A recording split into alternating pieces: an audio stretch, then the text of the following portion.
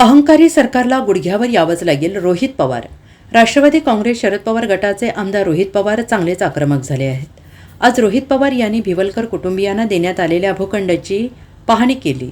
तत्कालीन सिडको अध्यक्ष संजय शिरसाट यांनी तब्बल 5,000 कोटी रुपयांची जमीन बेकायदेशीररित्या भिवलकर कुटुंबियांना दिली असून हा निर्णय रद्द करून मंत्री संजय शिरसाट यांचा राजीनामा घेण्याची मागणी करण्यात आली. या प्रकरणी बॅग भरून पुरावे मुख्यमंत्र्यांना दिले असून योग्य कारवाई न झाल्यास सिडको विरोधात भव्य मोर्चा काढण्याचा इशारा आमदार रोहित पवार यांनी दिला आहे. विधी व न्याय विभागाने एक पत्र दिलं होतं, त्याच्या विरोधात सिडकोली पत्र दिलं. हे सगळं असताना सुद्धा कुठून ना कुठून तरी प्रेशर होतं. कदाचित ते युडी मिनिस्टर साहेबांकडनंच असेल, पण सही जर कोणाची झाली, कोणाच्या सहीली हा भूखंड त्या भिवळकरांना दिला तर ते सिरसाट होते. त्यामुळे जबाबदार हे सिरसाट आहेत.